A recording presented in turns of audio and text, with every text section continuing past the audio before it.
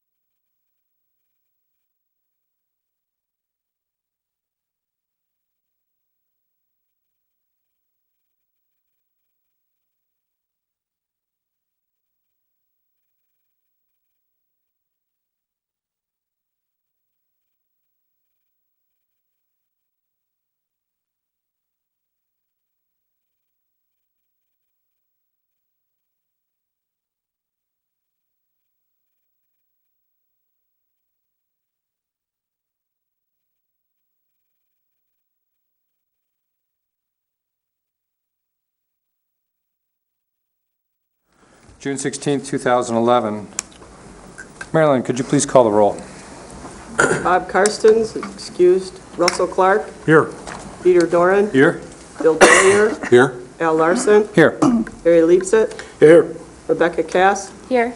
Chris Maxbauer. Here. Kevin McCallier is excused. Dave Taylor. Here. All right, we'll open the meeting up now to a first public comment session. Any person can address the Parks and Rec Commission on any issue. There are some rules that apply. If you wish to address the commission, come up to the front table, have a seat, state your name and address. And you can only speak on each matter one time, except to answer any questions that commissioners may have. You get 3 minutes to speak, and if need be, I can extend that, but 3 minutes is the limit. So is there anyone that would like to address the commission at this time on general issues?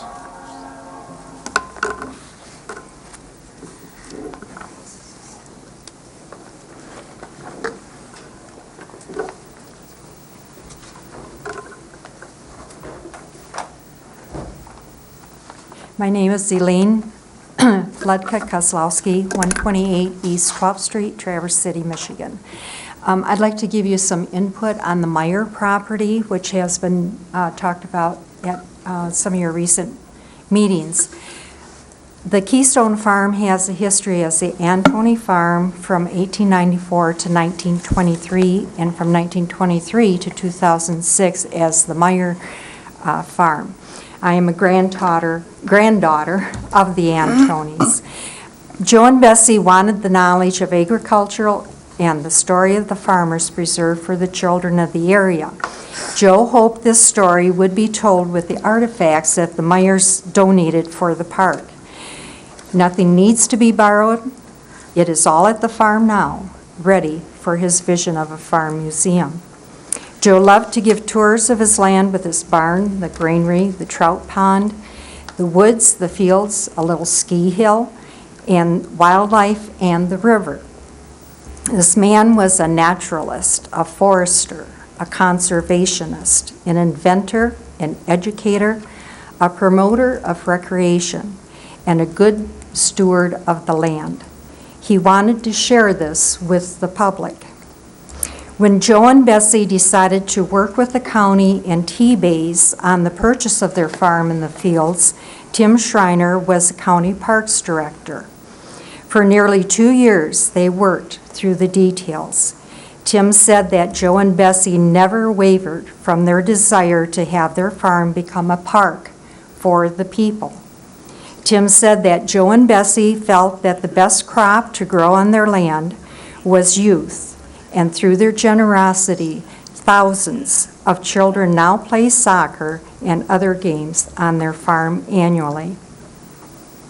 The Keystone area is becoming a unique complex with the soccer fields, the proposed baseball diamonds, the NMC Observatory, the Nature Education Reserve, the transitioning Boardman River, a future trail system, and the Meyer Keystone Park and Natural Area.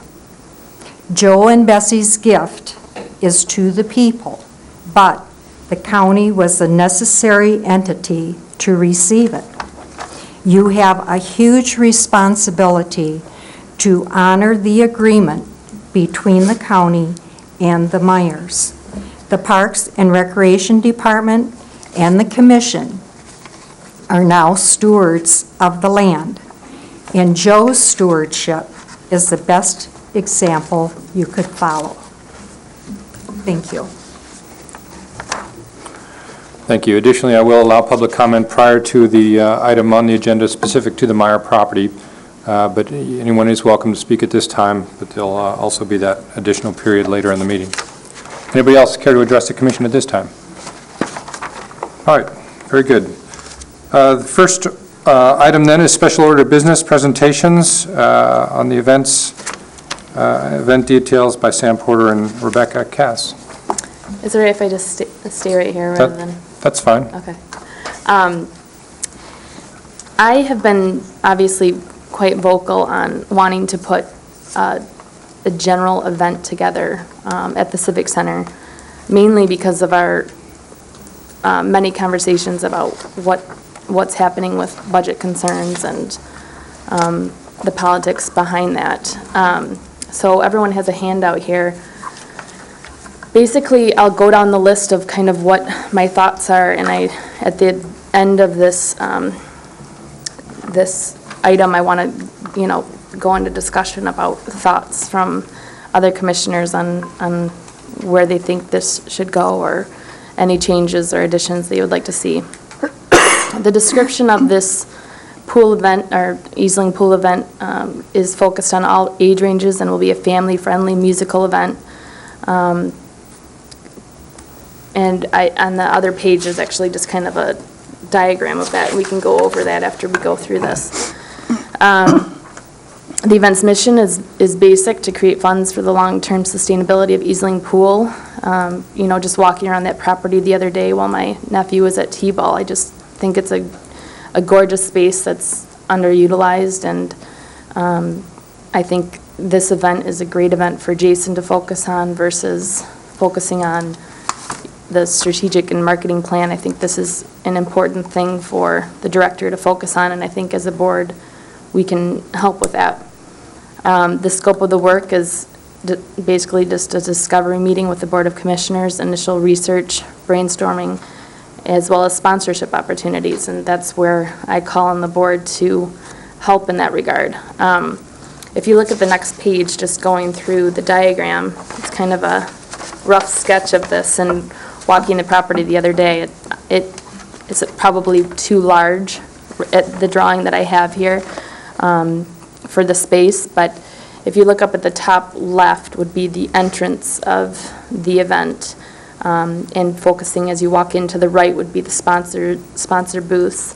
In the northeast corner would be the main stage, which I'm feeling that this event would have two separate bands, one from 5 to 7:30 and one more upbeat from 7:30 to 10. If you walk around the booth area, there'd be a kids corner, which, talking with families and especially moms, they're excited about this type of event for families, since there's not much available in our area for all age ranges. In this kids corner would focus on, Izzy the Clown, Beach Bum Bears, which I've kind of put bugs in people's ears that, Beach Bum Bears would be there. The Izzy the Clown, I talked to them. They're more than willing to help out. Stage band banner assembly. We would need to call on, whoever would want to volunteer to set up a sponsor for the band and stage for those two separate bands. Banner sponsors, potentially Britain Banner, would be willing to have banners for the event, for Kids Corner banner, a stage sponsor banner. Sponsorship opportunities, we would have platinum, gold, and silver sponsors, and just by talking with people in the community, I feel that there's many sponsors out there that would be willing to not only take on this event, but make it an annual event. Food setup, we would also need a, commissioner to help out with that. Find sponsors for the food and tent. We've also talked about potential beer tent there, which, looking at the rules and regulations, there's nothing that states we can't have something like that. Table setup, find tables and chairs for beer tent and outdoor food, as well as waste supply.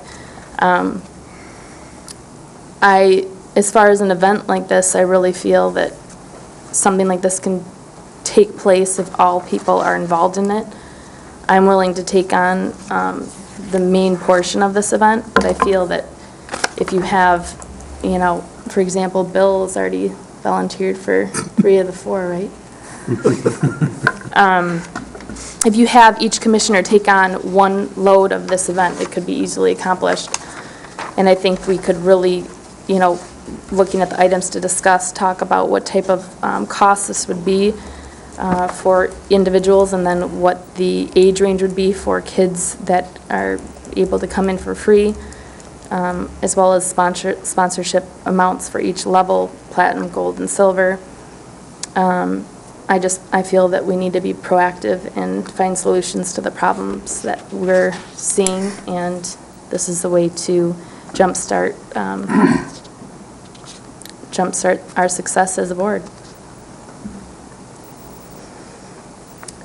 So, from this point, I don't know, Pete? I think it's a great idea. It's terrific. And it's a creative way to raise money for Easling Pool. I would suggest that a Friends of Easling Pool group be created as a nonprofit corporation. And that, those of us who wish to be involved in that organization do it. And that entity come forward with a plan for the event that Rebecca has suggested. And hopefully that entity would be an ongoing entity that could solicit money, tax deductible donations, either through the county or through its own 501c3 status if it gets it, and do this and other activities. And I'd be happy as an attorney to assist in the creation of that corporation. Does anybody see liabilities in being involved with running an event like this? I'm not trying to shut it down. I'm just trying to, what are the unintended consequences of the county getting into the concert and party business? Chris? I would not vote in favor of this until it was run by legal counsel, Mr. Bob Cooney. Okay. Jason, are you aware of any specific barriers that come up initially? Not really us allowing an event on this property, or allowing an event similar to this, which is what we do with to some degree with the Winter Wonderfest. When we have another organization do it, we're simply minimizing our liability for those type of organizations, and that's to some degree the business we're in, is minimizing liability. Here we would be taking on all of the liability, but we would have greater influence and greater control of how the liability is minimized, because we would be in full control of the activities and how they were handled in the management of this operation. There's nothing that I could foresee in the plan as outlined that would prevent Grand Traverse County from putting on an event like this. It's a fairly common event, or fairly common type of event for a typical Parks and Recreation Department to put on something like this. Okay. Commissioner Maxwell? I would be more comfortable if it was a 501c3 that was putting on the event rather than Grand Traverse County. I honestly, the only event that I can recall that it actually occurred on the Meyer property out at Keystone, where beer was served unbeknownst to the county board, and the county board objected vehemently. I I really, just based upon that experience, I really think that the county board might have a problem. I can't say for sure, because certainly this is the first I've seen it, and I don't know what the other commissioners' views are, but they might have a problem with the beer tent. And, you know, I would be much more comfortable if it was a 501c3, and Jason is exactly right. When other organizations come to our parks and hold events, they do limit the county's liability by providing insurance, and a 501c3 certainly could and would be expected to provide insurance. I think this actually can work, but I think there are a few steps that we have to go through first. Commissioner Dwyer. I think this idea is fantastic. And I think it's exactly what we ought to be doing as a commission. A couple of questions I have. Well, one thing I want to point out is we have some very involved user groups from the pool. And I would suggest that maybe the first contact would be with them, unless it's already been done. But to get them together as part of this formation of the nonprofit corporation, to have them behind that. And then my only other question is for Jason. Is August 27th, is it okay to put all this stuff on our baseball fields around that time of year? I'd have to, I can't say specifically. By then, the baseball program is completed. It is? Yep. There are Okay. no more scheduled baseball games. All right. This does impact field number 2. The only issue we would have there is if there's any activities going on with YMCA softball. But typically, this far in advance, we could talk with YMCA and they'd be accommodating. This is exciting. I think it's great. Commissioner Taylor, did you have something? Yeah, I like the idea of this. I don't agree the family-friendly music event has to have a beer tent, but if it was a concert for adults or something, I don't agree with the beer tent. So other than that, it's awesome. Okay. Cool.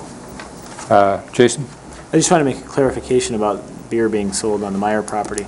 That was at a different time for our Parks and Recreation Commission, so just so the newer commissioners know, it wasn't something that willy-nilly happened with the knowledge of the Parks and Recreation Commission. There was some confusion through the County Sheriff's Department about an organization that wanted to serve beer, and they got a liquor license unbeknownst to the Parks and Recreation Commission, and that was one of the impetus, or that was one factor in pushing the County Parks and Recreation Commission to move forward with having rules that clearly state that alcohol is not to be served on county properties unless it's approved by the County Parks and Recreation Commission.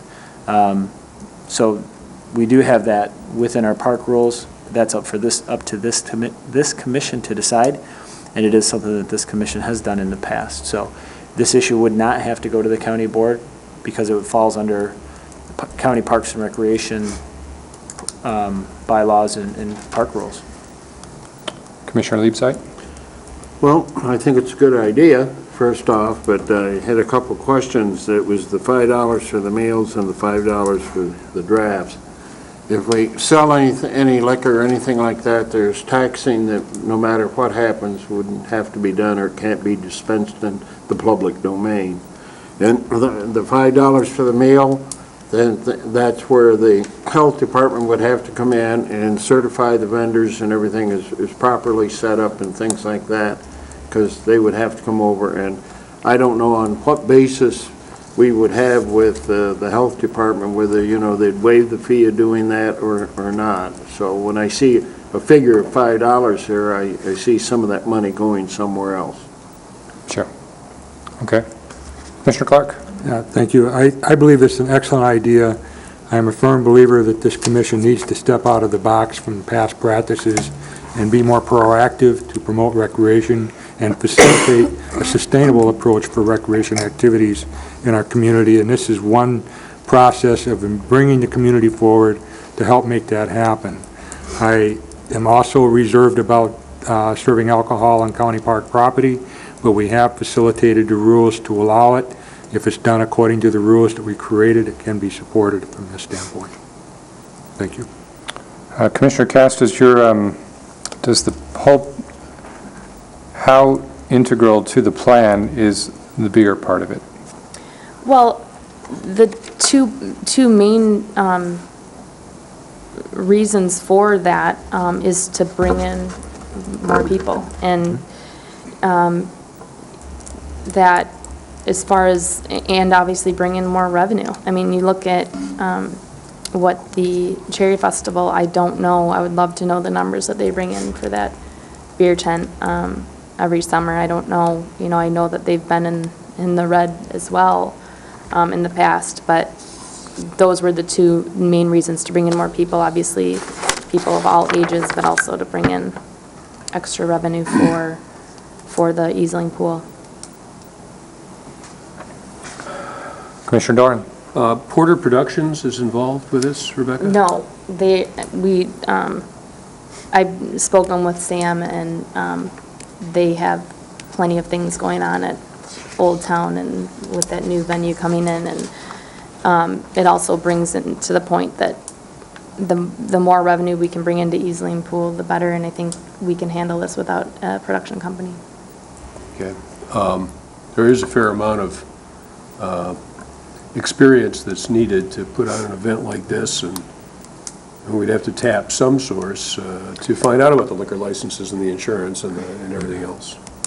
Right, I agree with you, and that's why it's a good thing to get advice from people that have done this type of event in the past, and make sure we do it right the first time and not have any type of hiccups like you talk about the health department. I think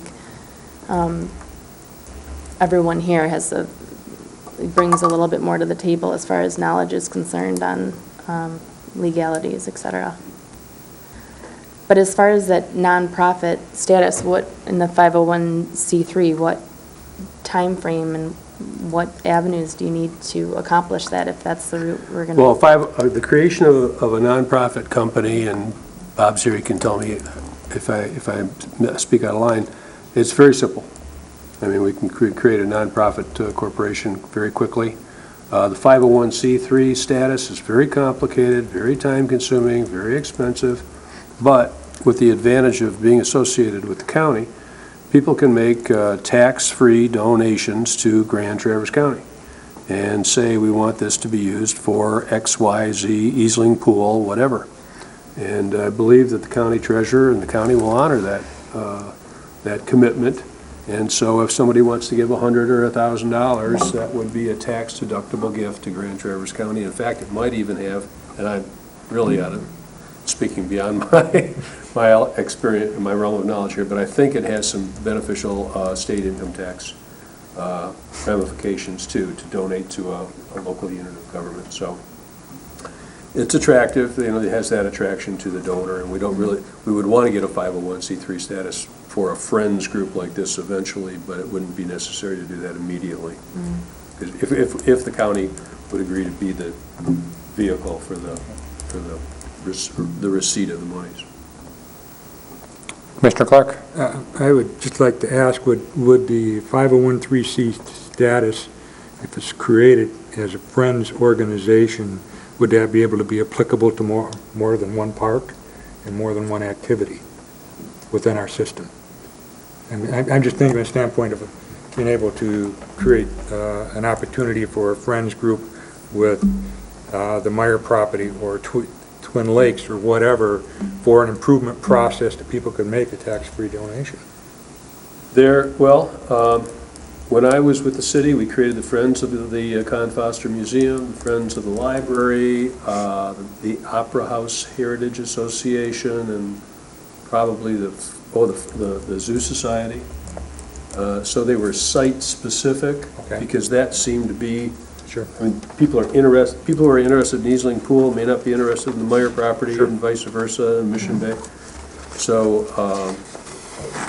I think a site-specific focus might have some advantage, but there could be even another organization that could be Friends of Grand Traverse Parks. Sure.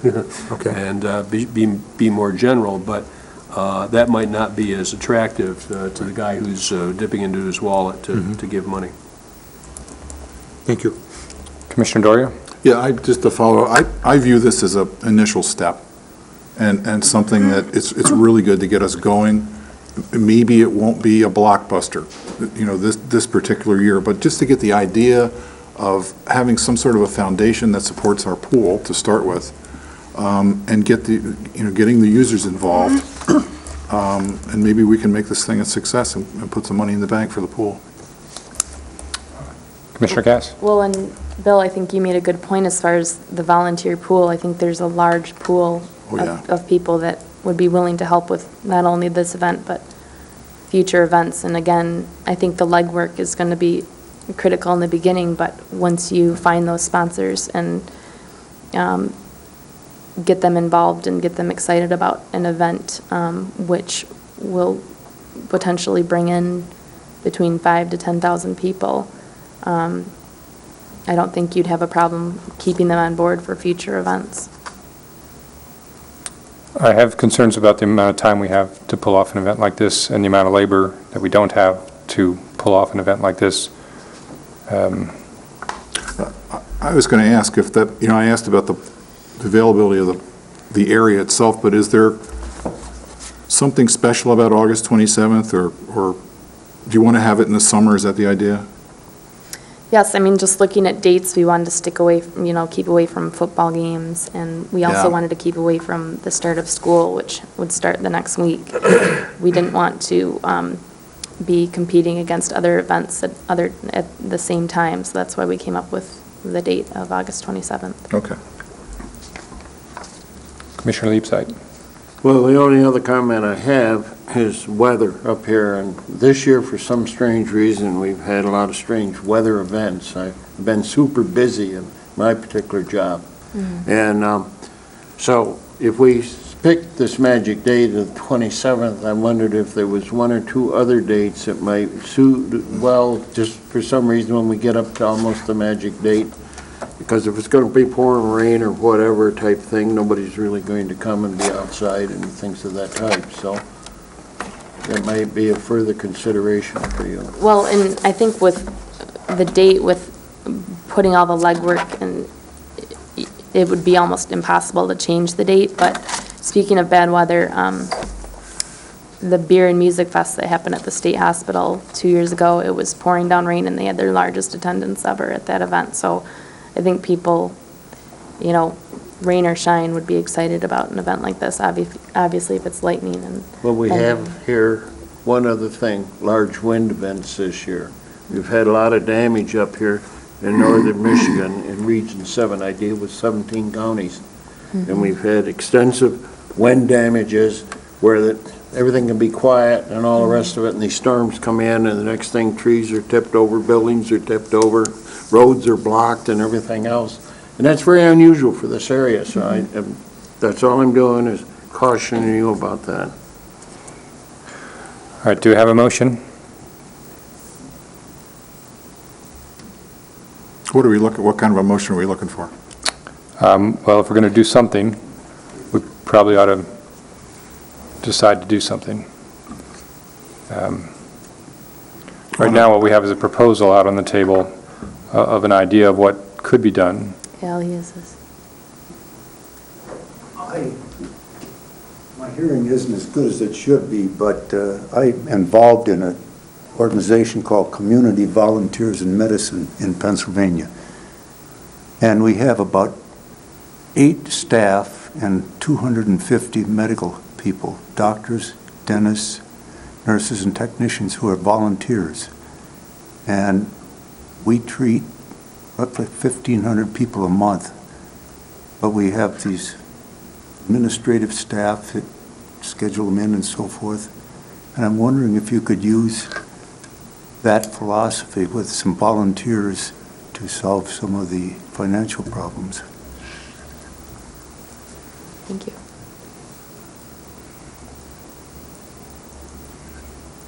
Commissioner Dorier? Let's try this. I'll make a motion to support the idea of a special event in support of Easling Pool, and to work to move the concept forward at this point.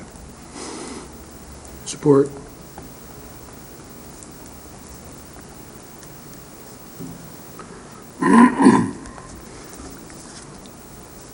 right, the motion is to support the idea of a special event in support of Easeling Pool and to work to move the concept forward. It's been seconded. Any further discussion? Would it be all right if I go ahead and do some legwork on nonprofit status, as well as find out from Bob Kuhn if everything that we've potentially laid out is agreeable, and then go ahead and find volunteers for each segment of the volunteer options? I wouldn't see an issue in that. I would see that as consistent with the motion if the motion passes. Commissioner Max Bauer? I would like to know, and I like the way you worded the motion, Commissioner Doyer. I think it's something that I can support, because you're not necessarily It's loose. speaking. It's very loose. Yes, it is. And I'm sure it was designed that way. It leaves a lot of room. Yeah. But I'm concerned about what our next steps are. I do think that we need to ask Mr. Cooney to take a look at this. I think I need the opportunity to run this by the county board, just to let them know what the Parks Commission, keep the lines of communication open, just to let them know what the Parks Commission is thinking about doing. But I do appreciate the loose wording of your motion, and I can support it. Okay. In some ways, what we could do is if the motion passes, we could go forward with the intention of holding the event, not a commitment to hold the event. Right. But we move forward through the planning stages, laying the groundwork, and then if there is a barrier, a showstopper, a deal breaker, then we haven't committed to putting it on the event's off, and we regroup for another date, either a month later or a year later, or whatever that would be. Once we feel like we have enough pieces in place, we could then take action to commit to the event. And in the meantime, though, we'll ensure we coordinate properly with the Board of Commissioners and the Health Department, the Sheriff, and all the other people that need to be. And I think that would still be both prudent, proper, and good governance. Well, Commissioner Larson, then, what are you proposing, a change to this sort of loose thing that we're talking about here to cover that contingency? Is sort of where you're going with this, if I understand you correctly? The contingency of, we're not sure if we're going to do it yet? Right, Yeah. right. I think we should make some reference to that if that's our intent and the intent of the board. My opinion is that if we move forward and don't find any barriers, I don't see a strong need to come back and say, have a board motion that says, yes, we're going to do this.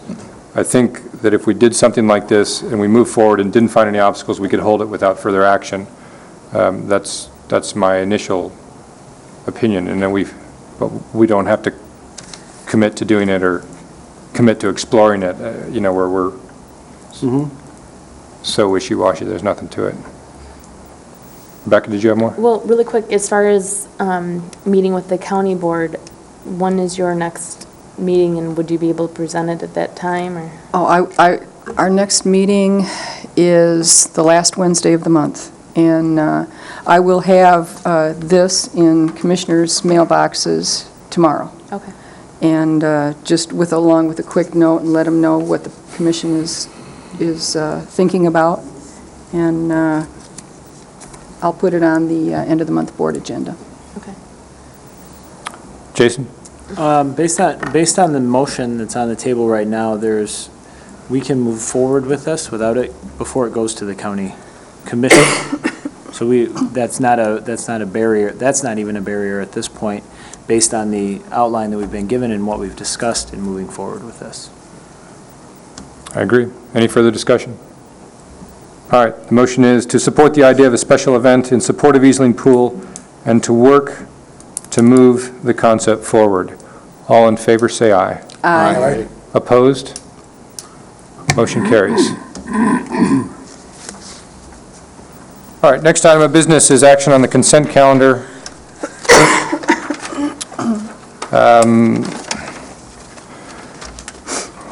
The items on the consent calendar are there to expedite business. They can be removed. Any member of the commission, staff, or the public may ask that any item on the consent calendar be removed and placed elsewhere on the agenda for full discussion. Such request will be automatically respected. If an item is not removed from the consent calendar, then the action noted is approved by a single commission action adopting the consent calendar. The first thing before I dive into that then would be additions to the agenda. Are there any additions to the agenda tonight? Did you want to speak about free pool days? Thank you. I don't need to do it this month. Okay. I'll do it. I'll put it on the agenda for next month. Okay, very good. Hearing no additions to the agenda, then under the receive and file, we have the Finance/Budget Committee, the 2011 Budget Report as of June 8th, a communication from Sonia McGettrick, and Parks Commission meeting per diem sheets. There are also approvals of 3 different sets of minutes from last month's meeting, May 19th, minutes from the study session on June 2nd, and then minutes from the special meeting also on June 2nd. Is there anyone who would like to remove an item from the consent calendar? I move we approve the consent calendar as presented. I'll support. Support. All right, moved by Dorn, supported by Taylor. Any discussion? All in favor, say aye. Aye. Opposed? All right, motion carries. All right. I would like to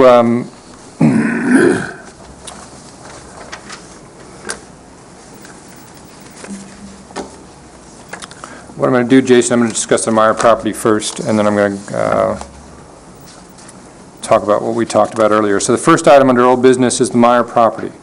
And I'll first have you introduce it, Commissioner Max Bauer, if you have something you'd like to say, and then open it to public comment, and then the commission will go into deliberation.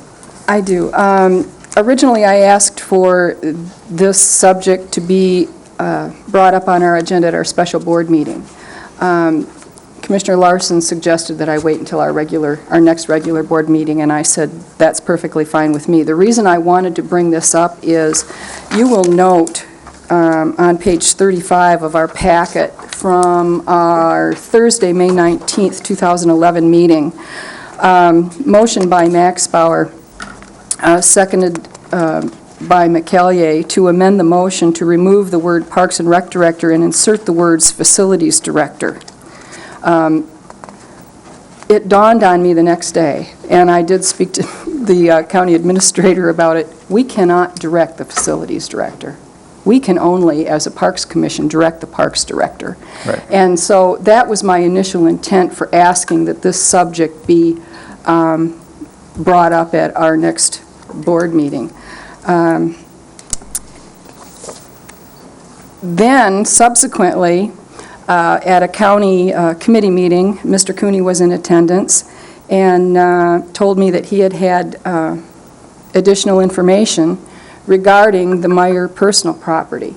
And I see that it is in a confidential memorandum from Mr. Cooney, so I won't be speaking as to what the confidential memo says.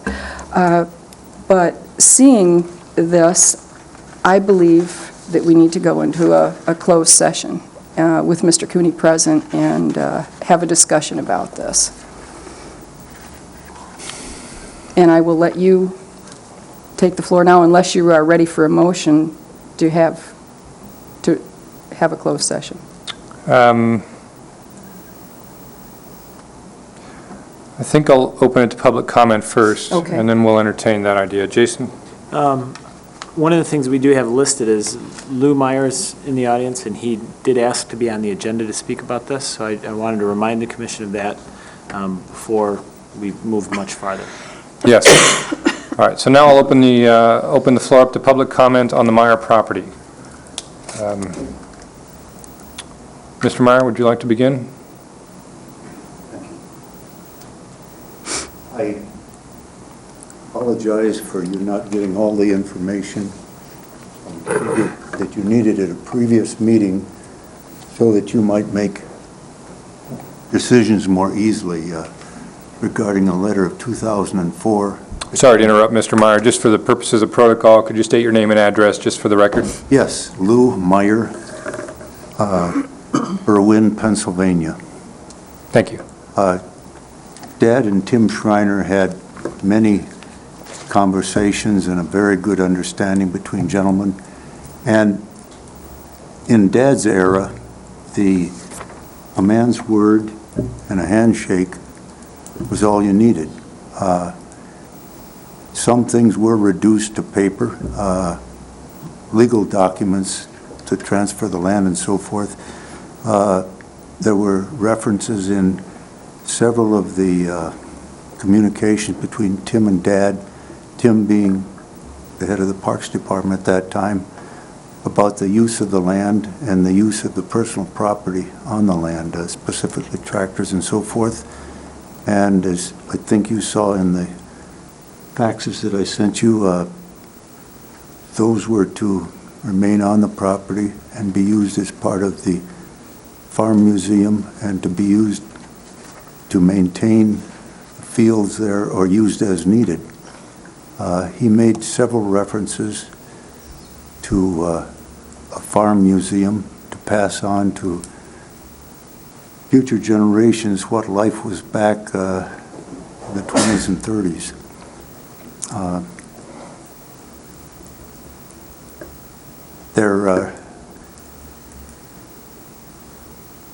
From the minutes of the previous meeting, I heard words or interpreted words of an auction of personal property. I took a close look, Christine, at the house today and many of the things there, and I saw a lot of things that my brother and my family didn't get out of there. It would certainly need to be moved, but there are several items that would be of historical value to show what farming is like, and I would encourage you not to make a auction of many of the items because once they're gone, it's like an endangered species. They don't come back. And in regards to using this as a museum, I don't think there's any great pressing rush to slam the door today and bring it all to a halt. The economy goes up and down. It has historically since the Great Depression. And right now, things are a little bit tight. Things improve. They go up and down. So this is not something that has to be over and done with. If it can't be done right now, perhaps there will be time ahead. One of Dad's things that he was sitting at the farm table looking out the window and he sees these 20 to 30 kids out there playing in the rain sometimes, and he said, you know, that's the best crop I ever raised. He really felt a lot of empathy and wanted the community to be able to enjoy and use his property for sports activities, recreational, agriculture, nature trails, whatever. He did not want it turned into a concrete maze that couldn't use the land. He turned down a number of very lucrative offers for residential development, but he definitely wanted it to be used for a farm. He put things in order even in the end of his life. He spent a couple $1,000s renovating a 50 Chevy that was up on blocks for over 30 years. That's not even on the appraisal. However it was missed, I don't know. But there's a 50 Chevy in addition to the appraised items there. He spent $6,000 on painting the barn. Things he wouldn't have had done, but he wanted things in good condition for the future, and with the idea that certain items would pass on to perhaps a museum of some sort. He wrote a 40-some page booklet of My Destiny, the history of his life, and then a couple of years before he passed away, I got this feeling that, you know, you and I can all read something and you only hear it in your mind up here. I had a professional photographer come in and spend 2 days with him. Set him down in his easy chair, and he talked about his destiny in his life. So I have two DVDs of the history of his life, so you can see him talking real life, alive and well, in his voice, his vernacular, as well as went out in the fields and shot some up there also. These are some of the things that I feel in a small way would fit into a farm museum, which, as I said, doesn't have to be done instantly. He gave to Dr. Ray Bohr several of the pieces of his farm equipment, manure spreader, plow, and so forth. Ray is a horse person. He has a couple of big, beautiful workhorses, so Ray periodically takes the horses out and plows with Dad's old plow. And he takes the plow out to there was a farm event somewhere, and he just does that. And should this come to pass, I think that Ray would be more than happy to occasionally put on demonstrations or whatever. Anyway, I would be totally available for any questions you might have. There were some collectible items that when we visited the house today that they've disappeared, and I spoke to Danny Brown's secretary in regards to what might have happened to them. When they painted the house, the whole interior is totally white walls and nothing is inside at all. There were collections of, among other things, arrowheads that Dad had collected, because when you take a 40-some acres of plowed field and you're walking behind a horse and your plow is this wide and you're doing 40 acres, you get to look at a lot of ground. And during that time, he found a number of arrowheads, things of that nature that my family would have taken had we not wanted it to be part of the museum. Anyway, I will be available by telephone or in person in any way to answer any questions. Are there any questions for Mr. Meyer at this time? Commissioner Doria? Mr. Meyer, do you travel to this area on a regular basis? Once or twice a year. It's an Okay. 800-mile drive that I do. Yeah, I'm leaving tomorrow morning for Wilmington, Delaware, so I'll wave at Irwin when I go by it on It's the turnpike. about 12 to 15 hours. But you are here a couple of times a year, and you would be available? Oh, yes. Okay. Or being actively retired, you call, we haul. Okay. Almost any time. One of the pleasures of being a 76-year-old, I have the freedom to do what I want to. I'm down at south of Grand Rapids. There's a 24-hour bike event that I'm going to participate in Saturday. Done it a few times. I always get a gold medal. Well, I shouldn't say always, but I get 2 or 3 gold medals a year because 76, there's not too much competition. Commissioner Doran? Well, thank you. Thank your family. Thank you to your family. I mean, there are crops and crops of young soccer players out there growing and due to the benevolence of the Meyer family. So thank you very much. You're welcome. It seems like this is something that needs, to me at least, to be referred to the director for some kind of a report. If what we're talking about is the personal property, is this what we're talking about, the personal property on the Meyer property, and what's the most appropriate thing to do? Well, Is that the subject here, Al? not exactly. The current status is that the motion to auction off the property was brought up and failed last month, and so Commissioner Max Bauer brought up the issue about how the Parks and Rec Commission tasked the director of another department to do something, and that was out of order, that we did that. And so I believe that was your issue today. Yes. Mr. Meyer and Ms. Kozlowski visited because of what occurred last meeting and wanted to ensure that their voice was heard in that process. So right now, there is no motion on the table or anything to do anything with the property or the equipment. I don't have a motion right now. I'll make a motion to refer it to Jason for a report and a recommendation.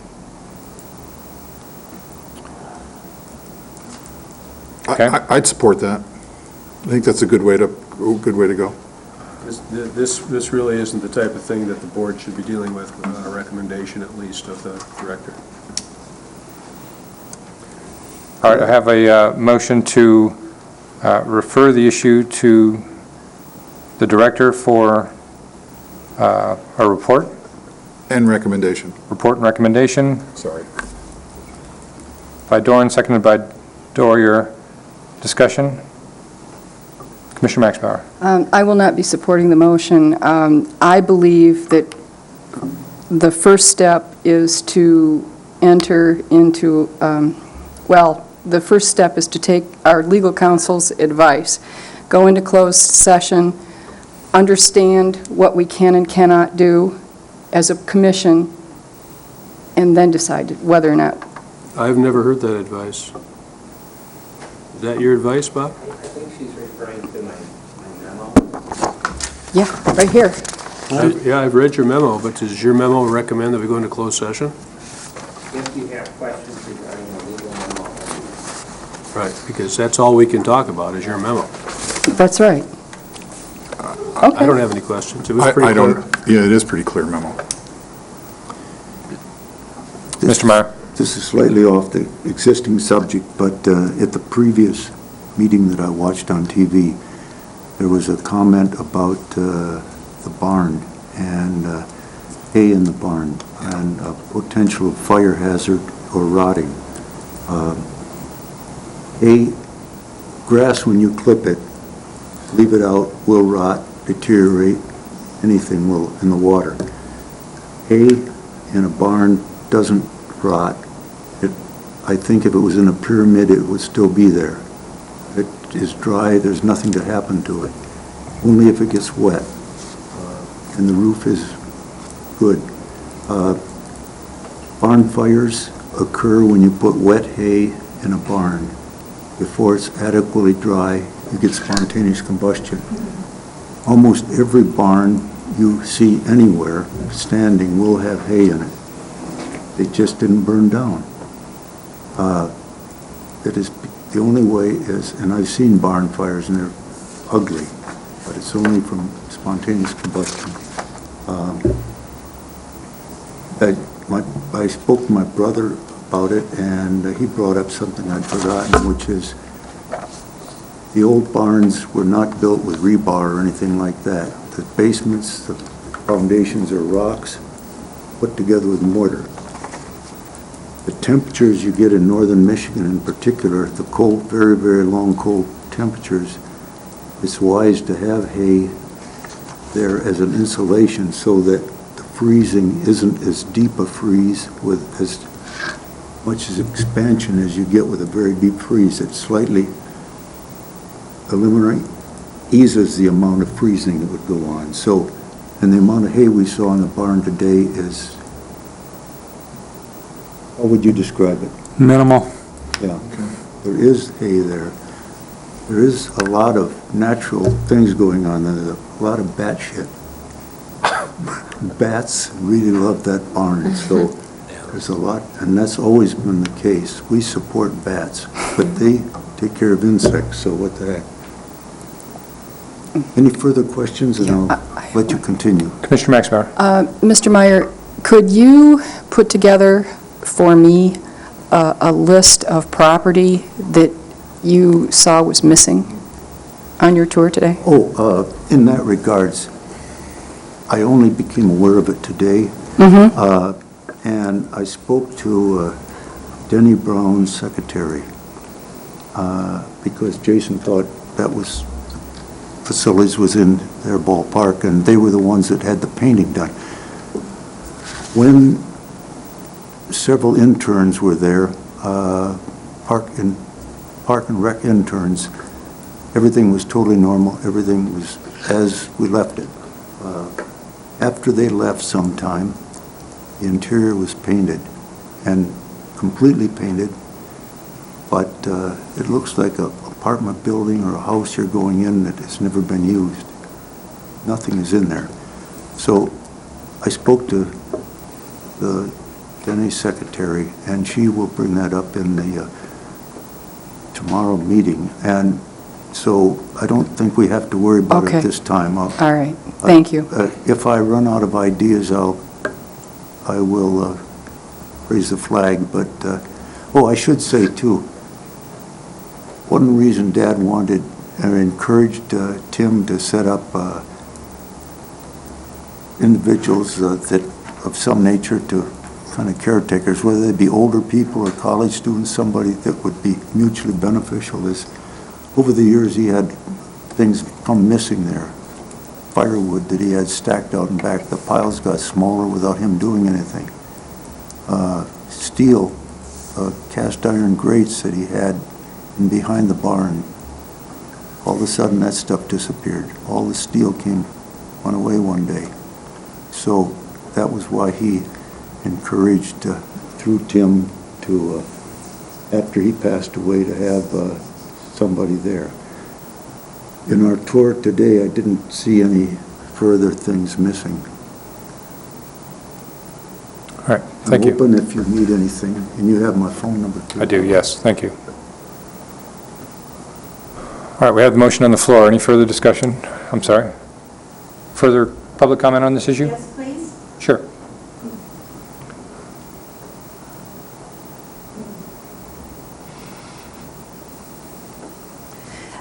My name is Sally Antoni Cole. This is my hometown.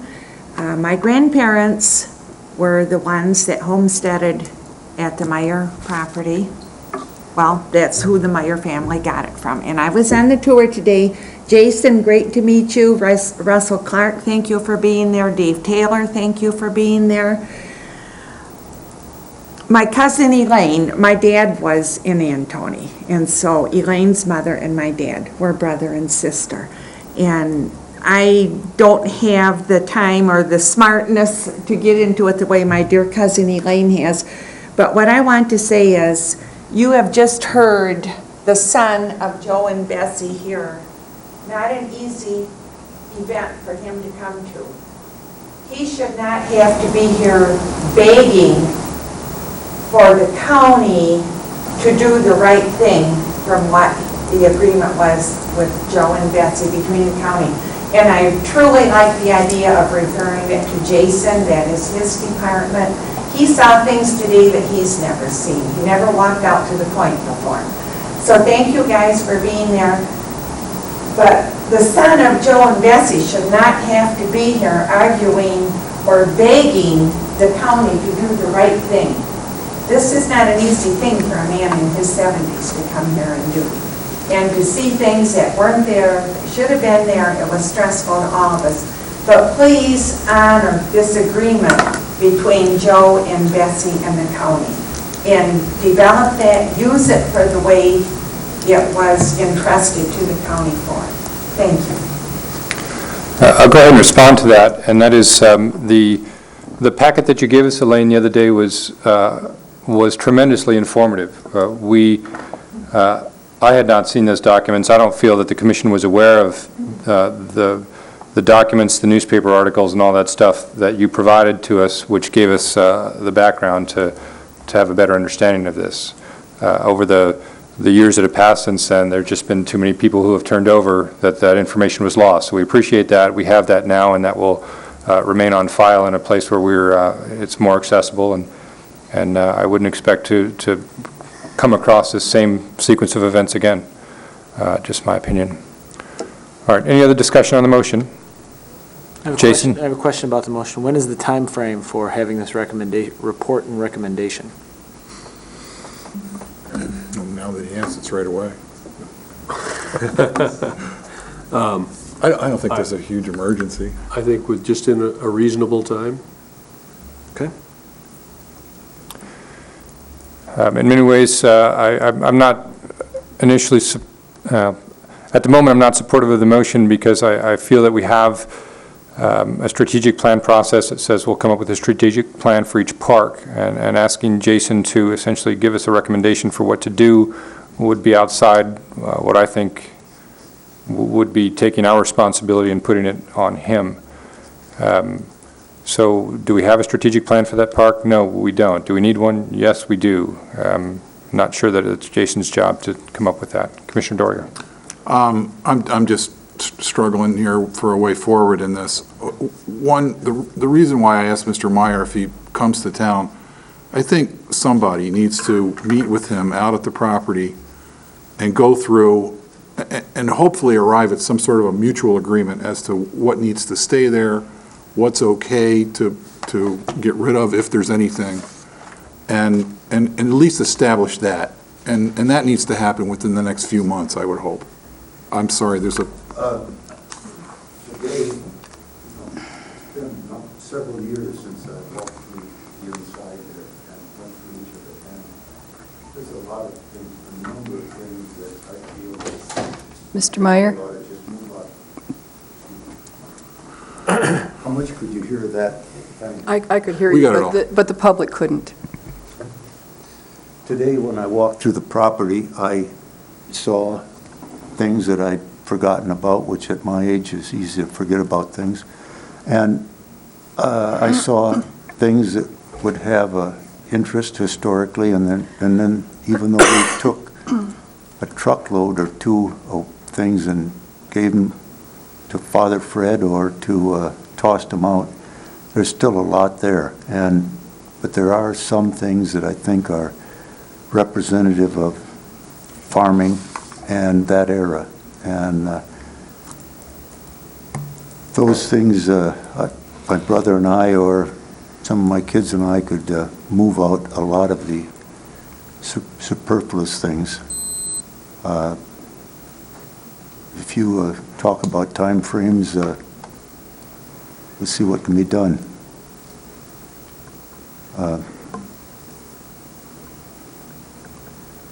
Any thoughts, questions? Director Jones? No, I don't have any questions. I don't have any questions for Mr. Meyer. Okay. All right. Thank you. Well, I'm open to further word on that offer. Okay. I won't come up here randomly. I'll talk about it first so that we're, what your plans are and what you would like, and go from there. All right, Jason? Commissioner Larson? Just a moment. Jason first. I think there might be a couple different, I guess from my perspective, there may be a couple different issues to discuss here. I think we do need maybe some closure. We have quite a few guests here. Mr. Meyer came all the way from Pennsylvania.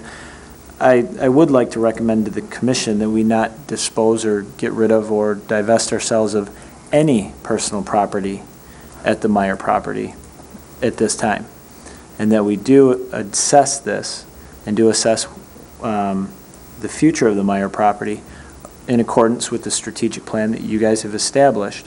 And when it's time to reevaluate our strategic plan moving forward, that this commission take into consideration the importance of the Meyer property, and that this becomes part of our next strategic plan for progress to be made at that time. With it being in the strategic plan, it lets me know and lets our department know the importance of this piece of property in relation to the other projects and the other facilities within that strategic plan. And I think that's the appropriate way to move this forward. If this commission would like a report, I can formalize a report, but that would be my recommendation, is that we state in this meeting and that there be a motion to not divest of any personal property at the Meyer property at this time until the Parks and Recreation Commission determines what avenue and what direction it would like to move with the Meyer property as outlined in a future strategic plan. Commissioner Liebzeit? Well, the only thing that I'm not seeing here is a inventory of when we receive the property, or as we find it currently now, or whatever the case is, because we're talking about a lot of different things here. And once that is in place, then I think that the commission here can take and properly determine how they want to deal with that. Or, as Mr. Meyer said, he has some concerns and maybe it can be addressed at that time.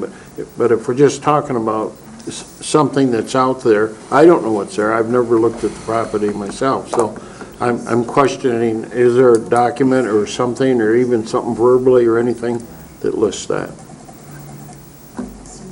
Commissioner Doran?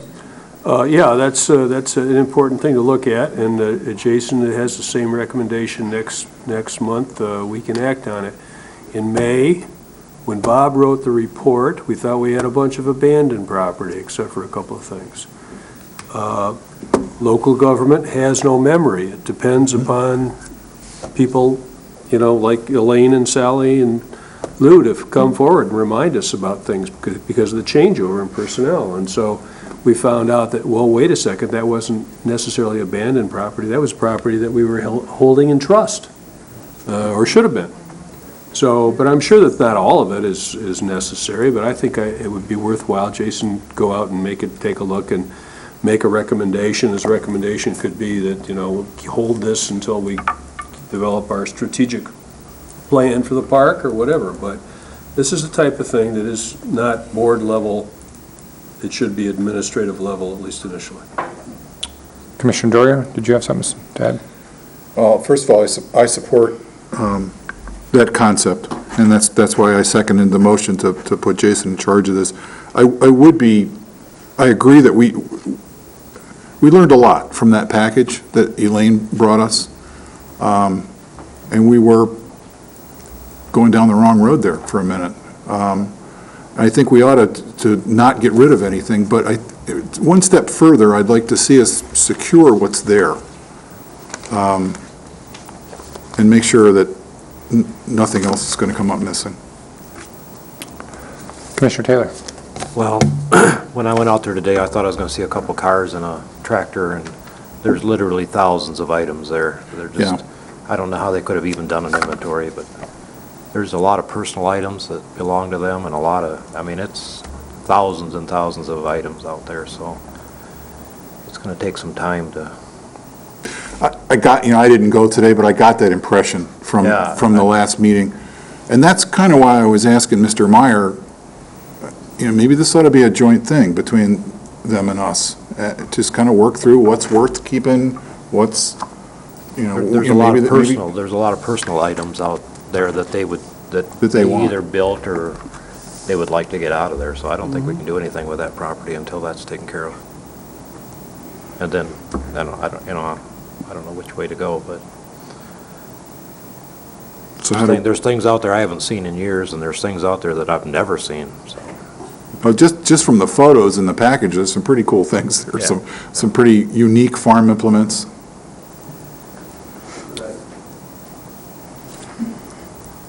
As I mentioned, I have this bicycle race Father's Day weekend to see what's left in a 76-year-old, but I will be back on Tuesday and Wednesday, coming up here to just spend time with friends and so forth, so I'll be this coming Tuesday and Wednesday. I may walk funny when I come up, but I've tried to repeat the tour for anybody that would like to, that's not tied up, and you pick the time, because my time is totally flexible. Lou, do you have siblings? Yes. How many, and what are their names? Mike he lives in Chicago area, Mike Meyer, Deborah Mackey, and... Lou, he's looking for your brother. What? He asked about your brother, not brother. your Brother kids. and sisters. Oh, only one brother, Robert Meyer. Okay. And any sisters? No. Okay. Do you speak for Robert? Yes, but I have his phone number here that I would share with you. Let's see where I put it, right here. If you could give that to Jason or Bob back, Yeah, it's, Bob Cooney there. Right here, Bob's phone. Yep, I've got it. So, I have spoke to him twice in regards to the events here, and he welcomes anyone that wants to talk with him in that regards. It's a cell phone, so you'll usually be able to reach him. Thank you. I'm sorry, I misunderstood. Just one brother, 4 years younger. All right, any further discussion on the motion? What's the motion again, please? The motion is to refer the issue to the director for a report and recommendation. All right, let's do a roll call vote on this, please, Marilyn. All in favor, I'll let her do the roll call. Russell Clark, Yes. Peter Doran, Yes. Bill Dorrier, Yes. Al Larson, Yes. Harry Leipsit, Yes. Rebecca Cass, Yes. Chris Maxbauer, No. Dave Taylor, Yes. All right, motion carries. Thank you. Commissioner Clark. I have one other item I'd like to bring forth regarding this property, having visited today with Mr. Taylor. I noticed when we were in the granary building, which is a very, very old building, that the roof is leaking, and that the trees adjacent to the cedar shake roof are laying on the roof. And so I would recommend that Jason also have a quote put together, or a bid put together for the cost to have some tree trimming done to remove the trees away from, pruning the trees, not remove the trees, prune the tree branches away from the roof of the existing buildings on this property to help maintain air around the roof so it does not deteriorate any further, and that a repair be done on the leak that's on the granary roof. I could volunteer to move the limbs, Okay? but I understand I might not be permitted. It's not my property anymore, Yeah. but I've moved a lot of limbs. Well, it's something that should be done because we are charged with maintaining this property, and it's something that needs to be addressed. All right, that would be under Jason's purview as director, so, I'd like to recommend that be pursued in his analysis and report, so. all right, very good. Commissioner Doran. Al, how does all this new information tie in with the committee? Didn't we create a committee to look at Maple Bay as a farm history project? How does all this information dovetail with that? Well, that's a very interesting question, and a difficult one to answer right off the top of my head. Initially, they appear to be independent parallel projects at opposite ends of the county. Right, exactly. So with that ringing endorsement, I'll step away from the microphone. Well, just a thought, maybe the scope of that committee ought to be expanded geographically to include this site as well. All right, anyone else? Okay. Thanks for coming, Mr. Cooney. I think we're all square on your memorandum. I appreciate that work you put into that. All right, at this time, I would like to make a motion to suspend the rules. What I want to do is to move the director's report forward to be our next item for discussion. I feel there are important things there. The bylaws restrict us from doing that, and I'll address that later in the meeting. So I'm moving to suspend the rules to move the director's report forward to this point in the meeting. Support. Supported by Doran. Any discussion? All in favor, say aye. Aye. Opposed? All right, motion's carried. So we'll move now to the director's report. Well, I appreciate the change in the agenda. I didn't anticipate that happening tonight. But I appreciate the opportunity. And first thing I'll start out with is a project that you've heard a little bit about, and you've heard about this, the Community Collaboration Project, which is essentially a mechanism for us to complete the needs assessment and the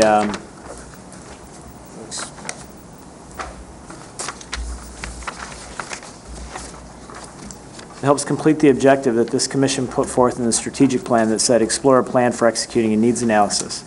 I'm excited to let you all know that our community collaboration group is moving forward with that needs analysis, and we have an electronic survey that's gone out to every household within the TCAPS attendance area. And we've got a variety of different mechanisms to get the word out about that survey.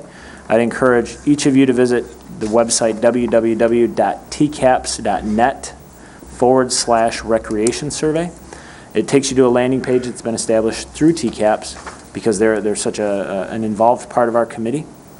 And there's access to PSAs, to different press releases in regards to the needs assessment, as well as a direct link to the survey that's gone out.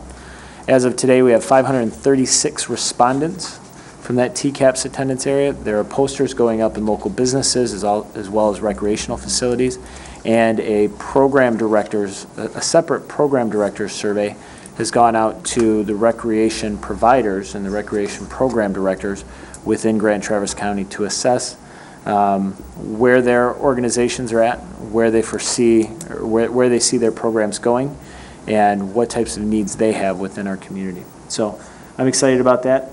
The surveys are going to close July 31st, so there should be a report to this committee, or this commission, excuse me, August or September, I would imagine.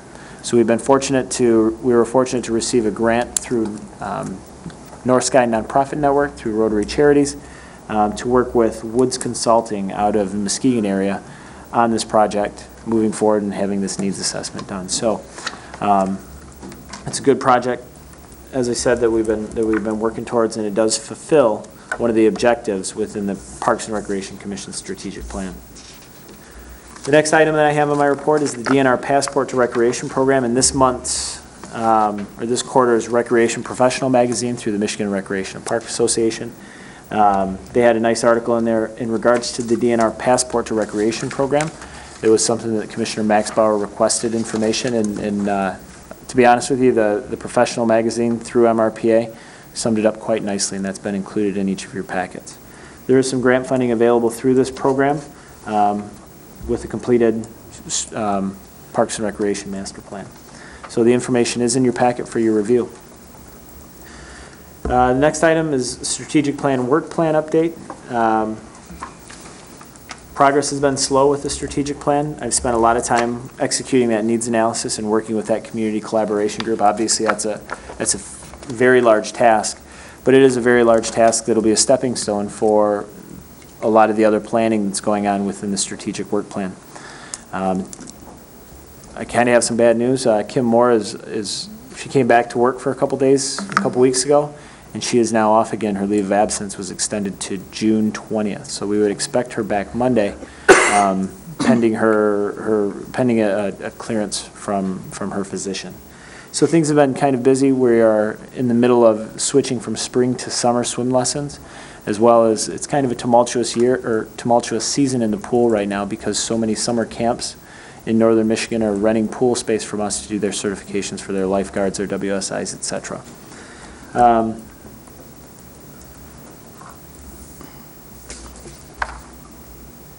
And that kind of wraps up my report. Unless there are questions. At our joint meeting in March, I didn't understand what County Commissioner Lemkool meant when he said, couldn't we do something like the passport program that's going on downstate? I think is his words. And I didn't fully grasp that. And I think I understand that now under a construct of by offering an easy method to sign up at a very low cost and giving everybody access, you can end up generating a whole ton of revenue without dramatically increasing your costs and then getting more usage out of the facilities in a way that you can just go and for $10 you can, when you renew your license plate, you can get a pass to every single state park in Michigan, and it was going to raise millions of dollars over time, and the idea was very intriguing to me, though it took me 3 months to grasp it. I just had that realization and thought it was an interesting idea and would be, again, a different way to approach some of the issues that we're having. I don't have a full way to do it, and I wouldn't expect 60,000 people to show up at the pool at one day, but it might be a way to meet some of our strategic goals of increasing money, or increasing participation and making it more accessible. Anyways, just a comment. All right, anything else? That's it for my report unless there are questions. All right, thank you. Next item on the agenda is the tour orientation at the Nature Education Reserve. And Ben, I apologize, I did you wrong by jumping into the director's report before you. Quite all right, quite all right. I believe Marilyn suggested a couple dates, and those work for me. I'm also open at other times if those work better for the commission. And if I could get some sort of feel tonight for if there's anything specific you'd like to see out on the property, the bottomlands, for instance, or some of the projects we're currently working on, will be, potentially within walking distance of the Meyer Farm. It might be a good time to visit that if you like. But if I can just get a little direction from there, I will make appropriate plans. All right, do we feel like we each have enough visibility on our own schedules 2 weeks from now to pick one of those 2 dates and to commit to a date and then as a first step? Or would you need to go back and look? Commissioner Maxbauer. I can't attend on the 28th. I can attend on the 30th. That's the same for me. Sounds like the 30th. All right, anybody have any objections to the 30th at 10 a.m.? How long do you think it'll take? Well, I was anticipating probably a short 20, 30-minute indoor presentation just about the facility and the programs that we're doing there, and then a walk to see the small bottomlands that are right next to the Nature Center on Sabin Pond, and then a quick hike down the hill to the Fox Den Boardwalk replacement that will be starting next month. So maybe an hour and a half total for that. If we wanted to go to the Meyer property or to the bottomlands at Boardman Pond, that could mean, arranging a carpool or some sort of transportation and extend the time from there. So, it's up to you. What time during the day? 10 a.m. 10 a.m. 10 a.m.? 10 a.m. 10 a.m. Page 46. All right, 10 a.m. on the 30th, then it is, and Good. Thank you. great.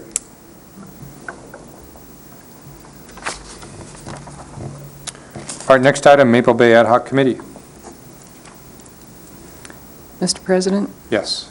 I would move to add Commissioner Bob Karstens to the Maple Bay Ad Hoc Committee. Thank you for bailing me out on that. Sure. Yes, I'll second the motion. That'll teach us not to show up for a meeting. All right, the issue was that, yes. Do you want to change the name to incorporate the Meyer property at the same time?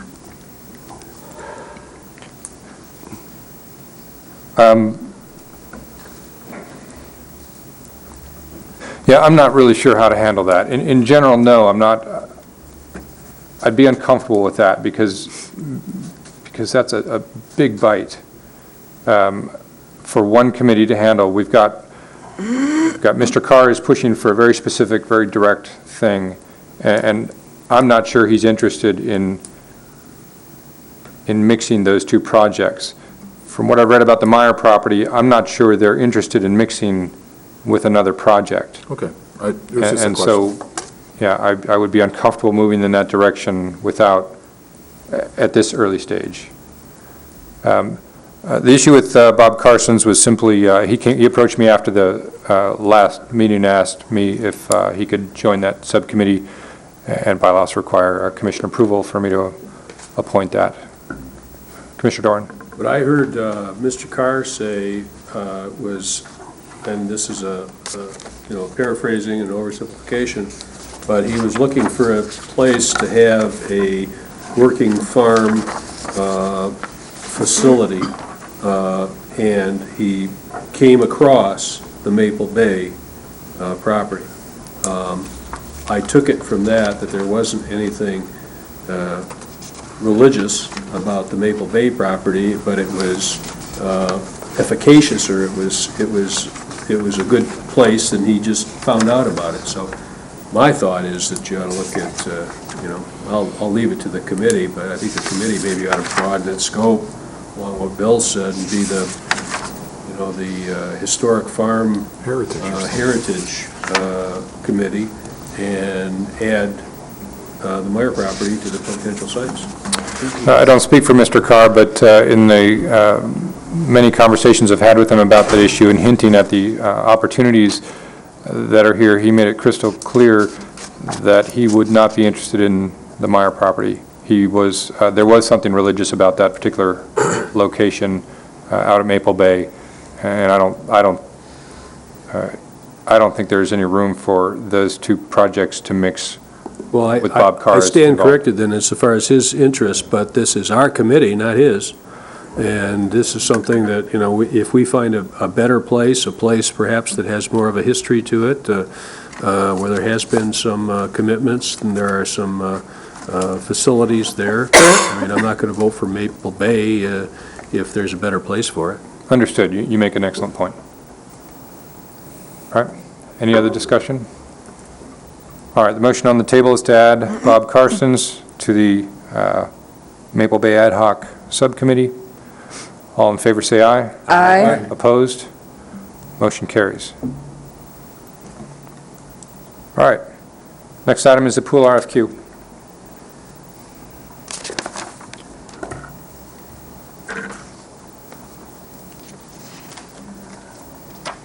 Jason? In April, the pool RFQ committee, made up of Commissioners Max Bauer-Cass and former Commissioner Scott Joseph, made a request that I review the RFQ and make any suggested changes or edits. The pool RFQ is in your packet, but also on your table today is this document here. It's got a cover sheet with our letterhead, and then pages 2 and what should replace pages 2 and 3 in the RFQ in your packet. I did make some changes to this, and I sent it off to Dean Bott and to Dennis Aloya for any suggestions or input they would have, because this would, if it goes out, it has to go out as an RFQ for the county, and it has to meet all the policies associated with RFQs with Grand Traverse County. I did hear back from them this week between the packet going out, or between you receiving the packet and tonight's meeting.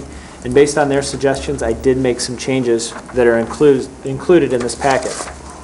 Bottom of page 2, you'll see that in bold, under qualifications and experience, the bolded items are the items that I have added to this. And then under qualifications and experience, I added, please include the following. Flip to page 3 at the very top, you'll see 5 different bullet points associated with resumes or summary biographies for key staff to be assigned, previous experience specifically related to this work, a short description of the current form of the bidding organization to find out whether they're corporation, partnership, nonprofit, etc., a roster of currently managed pools and a roster of previously managed pools, so we can get a better understanding of their actual qualifications and their history in moving forward with a project like this.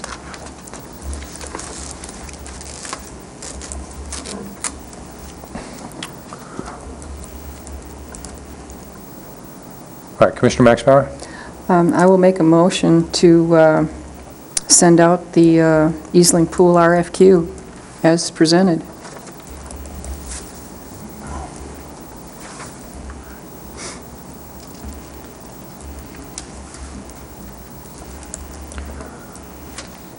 Is there a second for the motion?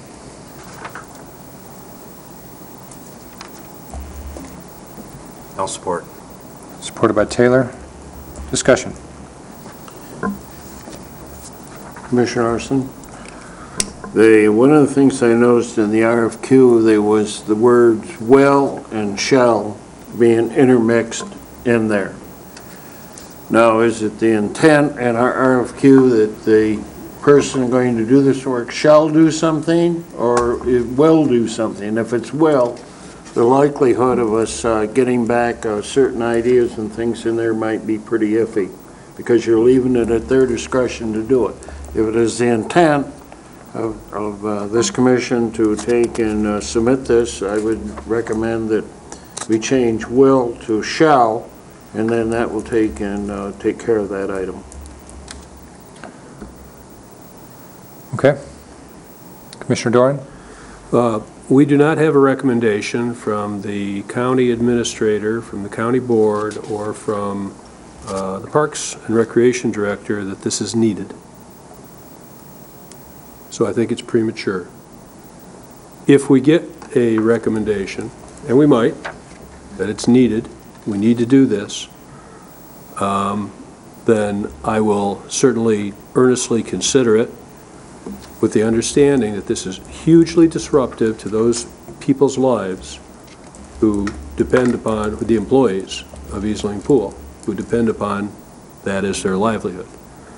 But I will consider it if the RFQ gives a option for a preference for the hiring of current and immediately past employees, if they're qualified, for the contractor to privately operate the pool. He gives those people preferences. If the records of the contractor are open to the public, so the public can see what's going on in the pool, and the instances of bacteria and the fire prevention, all the stuff that Christine has investigated, and we're open to the public, so I think they got to be open to the public. And the third thing is if a part of the RFQ includes the actual operations contract, because that should be a set piece of information for somebody who's bidding on it, so that we don't get a proposal and then Bob and Jason have got to go negotiate all the indemnity language and the hold harmless language and the insurance. That should be a part of what they're bidding on or making a proposal on. So number one, I'm not in favor of this motion because I don't think it's needed. And, you know, I'll revisit that if I do think it's needed based on administrative advice, based on economics primarily. Yeah, but I'm going to need those three things in order to go along with it. Commissioner Clark? I was under the impression we were asking for qualifications for people to operate the pool. And what I see here is that plus a cost, which is a request for a proposal for what it's going to cost to operate it. Mm-hmm. And so it's one or the other, it's not both. And so I was confused when we started this, I was hearing qualifications. Now I'm seeing a sheet where somebody puts the dollar price on it. And that becomes a request for a proposal, in my opinion. Commissioner Dorier? I agree with the two previous comments. I just want to throw in my 2 cents. I don't think this is, I think this whole concept is ill-advised, particularly at this time. Since I've been on this commission, I've noticed and been made aware of substantial steps in progress at Easling Pool taken by the staff. I think we need to stick with them. I think we need to help them. I think they've done a lot. And I think we have a fairly good facility, and I think we have a public and a bunch of users who are happy with it. So I won't be supporting the motion. All right. Commissioner Leapside? Well, in my extensive reading that I've had to do, I was looking at I believe it's the Lutra's report, is that correct? Yes. And they had recommended that due to the currently way that we operate the pool and the structure is such, to privatize it at this point in time, they did not recommend it, and that's written into that document. So I feel that I would, what limited knowledge that I have about all this, that I would probably defer to them unless there's something coming down the road that's going to change that, or something where that we can see some progress or something being made in the direction so that the pool operation becomes more fiscally responsible. I guess that's the way to put it. All right. Commissioner Taylor, did you have a comment? No. Okay. All right, any further discussion? All right, another roll call vote, please. Marilyn? Do you have the motion? Yes, the motion was to send out the Easling Pool, RFQ as presented.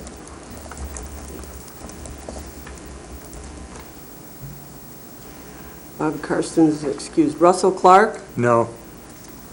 Peter Doran, No? Bill Dorier, No. Al Larson, No. Jerry Leipzig, No. Rebecca Cass, No. Chris Maxbauer, Yes. Kevin McCallier is excused. Dave Taylor, Yes. All right, motion fails. All right, moving on to new business. Proposed change in the budget report. At our June meeting of the Budget Finance Committee, our committee met with Dean Bott to discuss a variety of topics related to Parks and Rec budget, as shown in the committee report. We also discussed the format of the report, and I've included those in your budget packets. Included in your budget packet are 4 examples of different reports that Dean Bott's office put together for us. And each has their own pros and cons. And I'll just briefly go through these. Budget report example is example number 1 is the broadest reporting level that we would have for the budget. It is a 1-page report, simply shows assets, liabilities, revenues, and expenditures.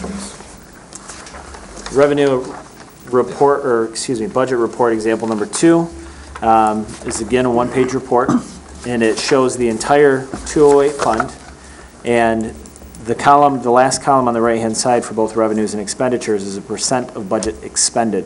This is a pretty good indicator. This is something that we utilize quite often within the county to figure out, are we on track for where we're at in the year? For 44% into the year, 44% of the budget should have been received, 44% of the budget should be expended. It gives a quick indication of where we stand, and it allows the commission to see on a department-by-department basis, but not on a line item basis, how we're doing within the fund. Example number 3 is the exact same as example number 2, without the % expended and % received column for revenues and expenditures. Budget report example number 4 is a little bit unique. It's a multi-page report, and I think one of the things that we've heard, one of the things I've gathered, and one of the things I think I've heard from the commission is they want to see a more condensed report, possibly even a 1-page report. The minimum this report would be a 4-page report. And what this does, this shows each line item within the fund, but it's a combination of every single line item across each department within the fund. So for instance, if you were looking at expenditures, which is page number 69, you would see other supplies at the top. The initial budget for every department's other supplies is $39,073. This does not break it down per department, so this does not show the other supplies budget line item for the pool specifically, or for Civic Center specifically. These are all of the other supplies as outlined in the Fund 208. So those are the 4 reports that Dean Bott presented to me in order to pass on to this commission for suggestions or for a motion associated with whichever budget report this commission would like to see.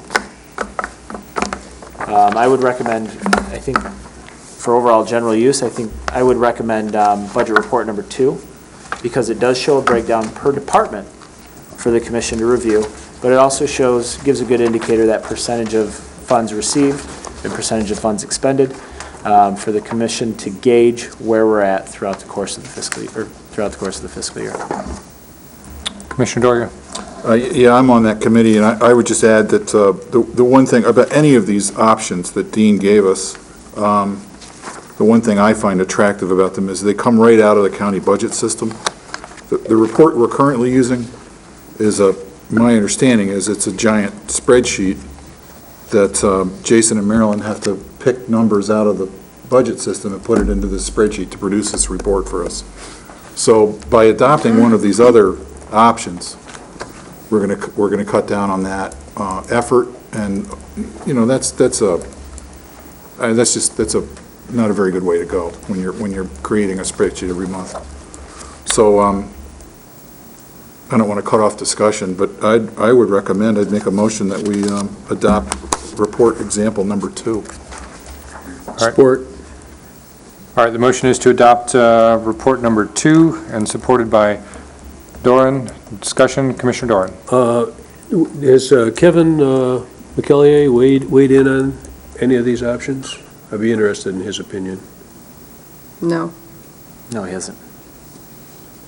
He attended our last meeting, but these options, Dean was at our last meeting, and he went back to his office and his staff to come up with recommendations and came up with these four, so Kevin hasn't responded.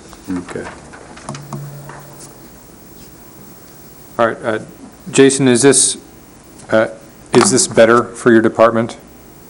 It saves us a tremendous amount of time to utilize this report versus the one we currently use. Okay. And then the question to the commissioners is,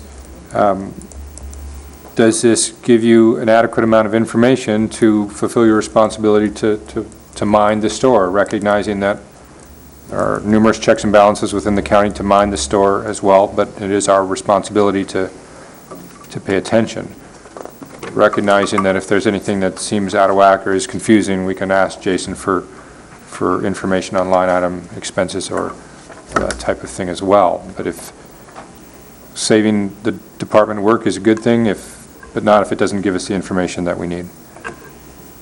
Commissioner Maxbauer. It doesn't give me the information I need. But I have a report that Dean Bott prints directly from the finance system every month, and I put it into a spreadsheet, and that gives me the information I need. And I have no problem continuing that practice. Okay. All right, good. Any further discussion? All right. Commissioner Liebzeit. Well, the only thing that I don't like about this particular report is percentiles. Because with percentiles, in a lot of businesses and things that are run where you just come on up with these numbers, there's always a question, how they derived, where they come from, what's the basis for them, and everything like that. I like to see if they just come on over and not do the percentiles, but have a hard number there in the end, and then I can basically understand exactly where we're at all times. Because right now, we're not running in a positive condition here in Parks and Rec, running our department. We're running on the minus side of things. So if we was on the plus side, I could stay with the percentiles, but I'm having trouble with that. All right. Jason? Your budget report number 2 gives you those hard numbers in addition to the percentages. It shows you what's been spent that month, or what's come in for revenues. It's shown what we've received that month, what we've received year to date, what the balance is of the budget, as well as the percentage of budget received. Same thing with the expenditures. It shows what we've expended that month, year to date, current encumbrances, as well as the budget balance. This, if I understand correctly, then this is a monthly report? Correct. Okay, and then there's still going to be the overview or the yearly report at some point in time on the budget and everything, where we're at? Is that the intent?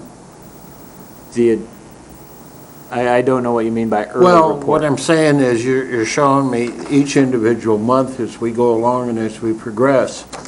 And if I take and use double entry, I like to take the end result numbers and look at it through the numbers through the years so that I know that the whole report balances. I can't comment on that. I don't know.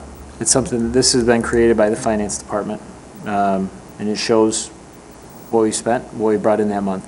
I don't know what you mean by double entry. But what I'm seeing here is just the fact that, okay, it's each and every month. It only gives me 1/12 snapshot of the whole year. And all I asked, was there a summary report or something on the back side that give me the whole year so I don't have to dig back through 12 reports? Oh, no, it's year-to-date information. It's not, it's snapshot of the year-to-date, which isn't really a snapshot. Commissioner Maxbauer? Well, I don't know if I'm hearing this correctly, and sometimes I don't. Are you saying that, what you object to is you have to go in and you have to subtract every month and to see if something jumps out at you? No. What I'm trying to say is that this is year-to-date and things like this with the real numbers and everything else. But this comes in at 12 times a year. to review this data. And what I'm used to in the business world is there's always a recap just at the end of the year that says, this is what we did for the year, bang. I mean, I have it all in one place, and I don't have to go back and say, well, why did this occur? And then start looking back through all of this stuff too. And it's just easier to do it that way. And if it would do it like that, or if there was just some kind of report, a final report for the year, yep, this is what we did, that would be okay.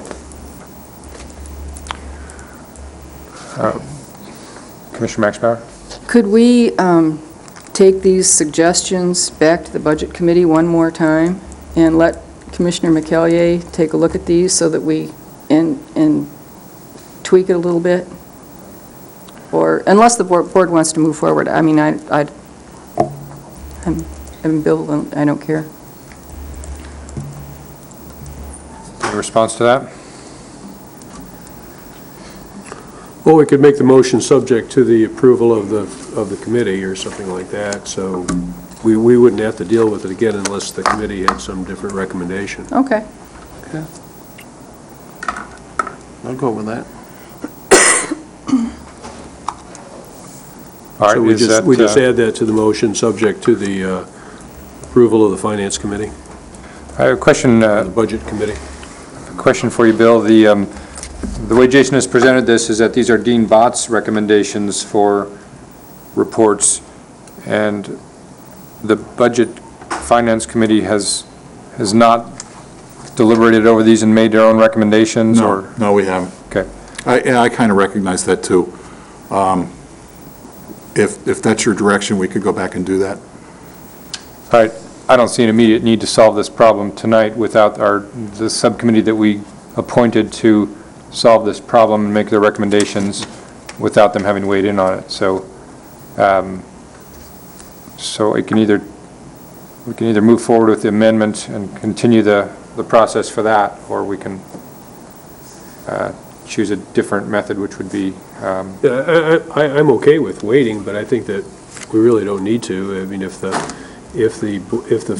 we make the motion, Bill, subject to approval of the Finance Committee, and the Finance Committee's good with that, boom, we're done. I'm with that. If they're not good with that, it's back to us with the recommendation. I'll second the motion to add the words subject to the approval of the subcommittee. Sounds like a meeting. Yeah. All right, any discussion on that? All right, the motion was to adopt, what's the right words, Jason? What is this called? Budget Example proposal? number 2? Budget example number 2, subject to the approval of the Budget Finance Subcommittee. All in favor, say aye. Aye. Opposed? All right, motion carries. Thank you. All right, next item, date change for the August meeting. Jason? Our August Parks and Rec Committee meeting is scheduled for August 18th. I have a family obligation that's going to require substantial travel on the 18th. I'm curious if the commission would entertain a motion to change that date for our August meeting to August 16th. So moved. Second. Any discussion? Hearing none, all in favor, say aye. Aye. Opposed? Motion carries. Thank you, commissioners. All right, next item, your update. I'm sorry, that's not correct. Proposed bylaw change. All right, as I alluded to at the beginning of the meeting, Commissioner suggested to me that we move the director's report forward because oftentimes it contains important stuff that is germane to the other things that go on next in the meeting. When we look to just do that and just do it in Word, that wasn't possible because Jason pointed out that our bylaws don't allow that. Our bylaws have pretty restrictive language on the order of events, order of business for all regular meetings. I tried to think about why that would be and why it was so restrictive, and I couldn't really come up with a good answer. So my motion is on page 72 to replace the words in the bylaw. Well, it's not a motion that we vote on today, but it's a motion that we would vote on at our next regular meeting, so we don't need to take action today. But is to replace the words "shall be the" with is a suggested, and then to eliminate the word all, so that the wording would be, the following is a suggested order of business for regular meetings of the commission. That's really the whole thing as we would vote on it next terms, our next meeting. I'll take discussion. Commissioner Maxbauer. I'm fine with that. The only suggestion I have is we often have changes to our agenda, and we don't have anything on our agenda that allows us, in our bylaws that says changes to the agenda. It's on our agenda, but it's not in our bylaws. So I'm Okay. just suggesting we add that to the bylaws. Okay. Any comments on that? Commissioner Dorier? Oh, I'm not on that, I'm sorry. Oh. All right. Anybody opposed to adding in as, I guess it would be, typically we put it between, Typically, it's put it after between E first. and F, isn't it? Let's see. It seemed to me the appropriate place to put it would be Yes. after C, but Well, that's where I had it, but, yeah, I would put it after C. yeah. Changes to the agenda after letter C, and then renumber or reletter the rest of them. Okay, so that will be the motion that will go forward next time. Commissioner Doran? Yeah, I'm good with all that. I just wanted to point out that this says for regular meetings, so when we have a special meeting, we don't have to have all this stuff. We can just have what we're doing there at the special meeting and public comment, and that's it. Okay, excellent point. Anybody else? Commissioner Dorier? Yeah, I understand what you're doing. You're putting in a little bit of flexibility here, but are we leaving, this is a question, are we leaving the director's report down there at I? Or are we going to permanently move it up? I would be interested in moving it to the beginning of the meeting. I guess after consent calendar. My opinion was, my opinion was that that would allow us the flexibility to simply publish the agenda in the order that we wanted it.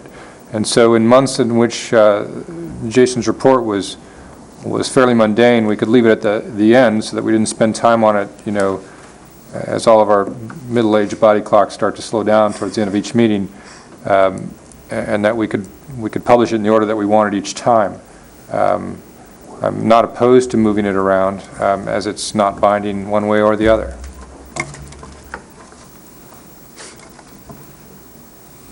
If you nod your head yes, I'll move it up. All righty.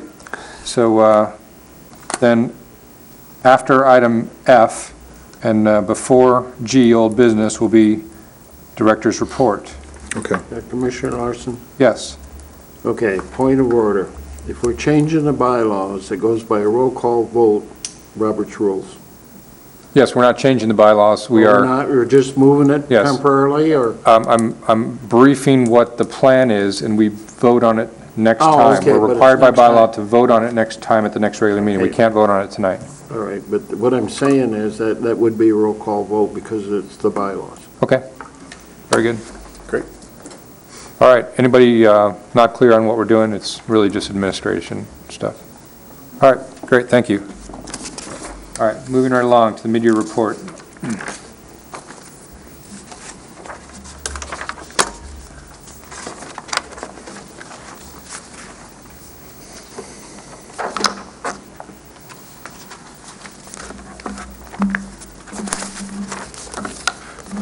All right, it was my objective to, I'll briefly review kind of where my head's at with regard to what we've done and where we're going, so that you at least understand what my big picture is. We as a commission are responsible for the big picture vision of the Parks and Rec program for the county, and so it's merely an effort to communicate what my thoughts are. Overall, for the first 6 months, we've been a pretty busy commission, and I'm pleased with the forward progress that we've made. Really starting under Commissioner Maxbauer's leadership last year, we initiated the strategic planning process which took us a while to do, and we really had some great discussions. And we came out of there with a strategic plan, which, as I understand it, is the first time that this body has had such a thing. We've made significant progress on many of the items on that plan. One of the most important things I think that that was part of that strategic plan and is a foundation block for what this commission's role is and what our function, our reason for being is the strategic plan, to develop a strategic plan for each park. Now, that's very basic stuff. And on the back of Russ Clark, we have made great progress on our Civic Center master plan, and I'm very pleased with the direction that that's going. The objective was to do a strategic plan for each park. Some of those parks will be pretty easy, and some of them won't be easy at all. Already we're facing questions about Maple Bay and the Meyer property that we are having to deal with questions without a real solid master plan that's been adopted by this body. There has certainly been work by others previously, but I'm not sure that we're all together and formulated on how that goes. In general, my view is that if we don't know where we are trying to go, it will be absolutely impossible to get there. And the strategic plans for each park is the mechanism by which I see that we make that plan. The Collaborative Needs Analysis Survey, it was very fortuitous timing that it all came up. And as Jason's briefed already, that closeout date for the input is July 31st. If we're lucky, there'll be patterns of interest and needs from the community that we'll be able to include in our plans, both for parks and for the overall system in general. Now, while the consultant will compile the data, it's going to be our job as a commission, along with other bodies that are interested in the data as well, to interpret what to use a cliche, what the word of the people is, so we can decide what we do with those plans and where we go to move forward. So that's a part of it, is how it plays into the strategic plans of each park, but likewise, it's also an important and a mandatory part of the DNR master plan that we've been struggling to keep updated, and that was required for us to apply for Michigan Natural Resources Trust Fund dollars, which will help us achieve the strategic plans that we haven't yet developed. And so this is all important stuff that's happening, and it's going to be a big responsibility for us to take that and do something useful with it. One of our objectives was to explore opportunities to combine recreation services with really other jurisdictions. I'll say that we're beginning those conversations. Those conversations are still in infancy, and that may even be a little bit of an overstatement. That's a long project. That's a difficult project. There's a lot of questions there. There's a lot of obstacles that are going to be in the road to that one. But as those obstacles are determined, as the conversations occur, there'll have to be a construct laid out for what a system would be, because we can't really propose a system for making it better. And by better, I mean to offer a greater range of recreational opportunities at a higher rate of efficiency, at lower cost to the taxpayers. And you can't make a proposal to all these other 13 or 15 or 19 or however many bodies there were that Russ briefed us on. You can't ask them to sign up for a proposal when there is no proposal. And so that's something I would like to see us work on over the coming months. Part of that strategic plan included some housekeeping items, specifically to develop an Americans with Disabilities Act transition plan for each park, and to do a safety audit as well for each park. And quite honestly, our progress on those items has been poor. And I don't say that as a condemnation. That's simply a status report. Honestly, we were overwhelmed in the first half of the year with the American Legion baseball issue and the ensuing communication difficulties that occurred with the County Board of Commissioners. There were the budget issues for the current fiscal year have no doubt taken away some of the focus from our long-term plan, and Kim's leave of absence as well has put on a huge workload onto Jason. Clearly, my primary concern is with Kim's well-being. But there is no denying that her absence, she does a lot, and her absence is felt pretty keenly.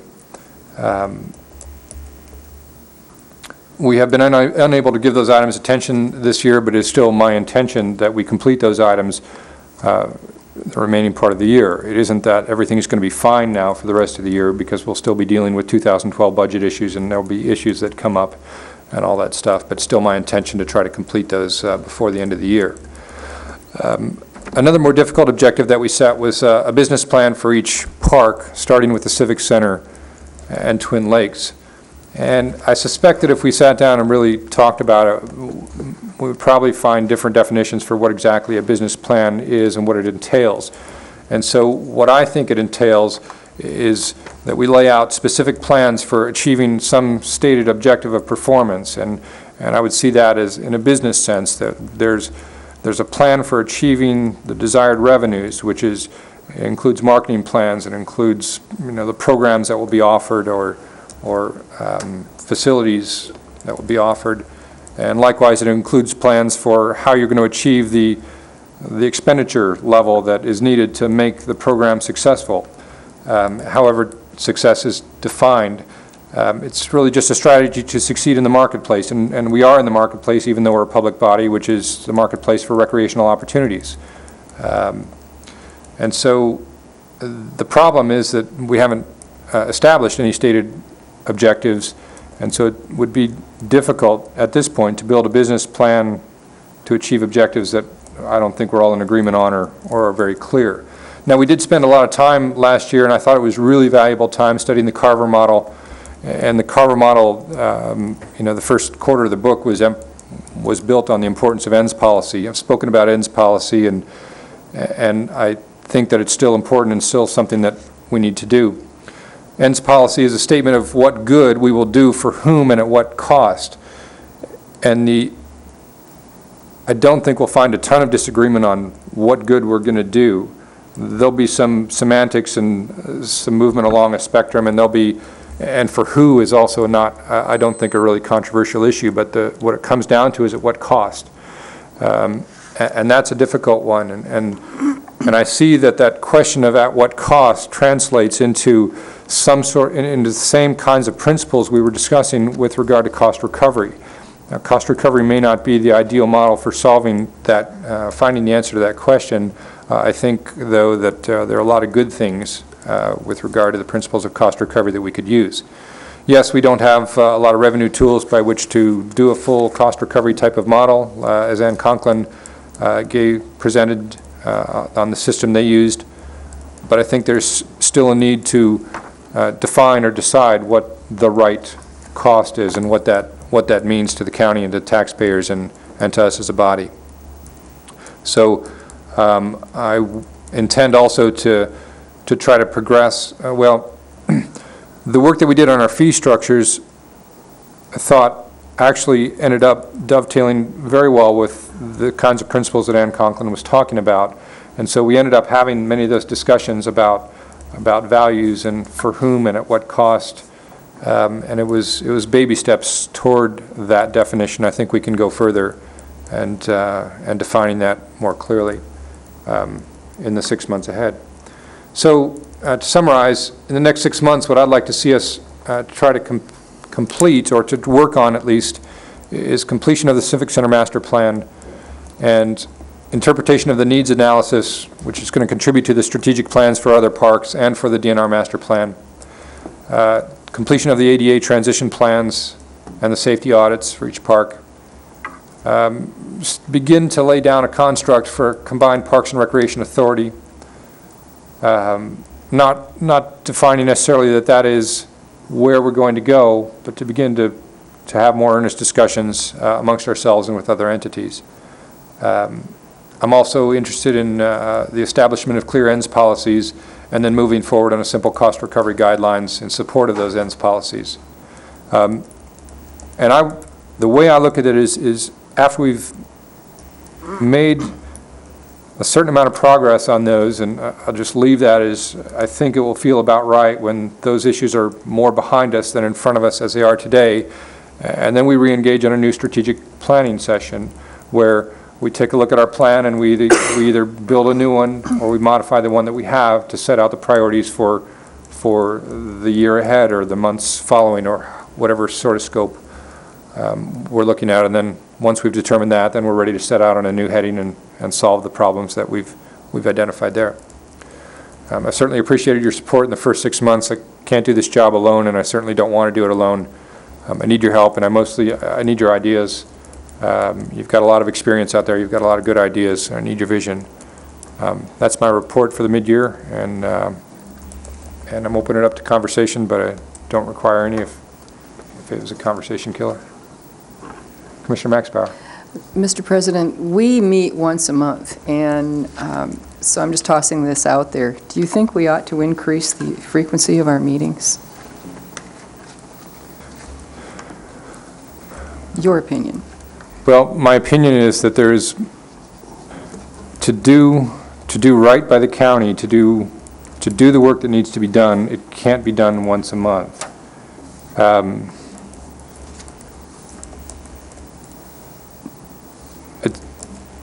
But I'm not sure if I can endorse that completely.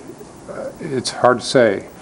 I hate to double the number of meetings. That's a lot of meetings, and especially for a county board of commissioner to add another 12 meetings or something like that would be another load. But there's a lot to do, and honestly, do I think we can get through all that? Well, I don't know. It's a lot.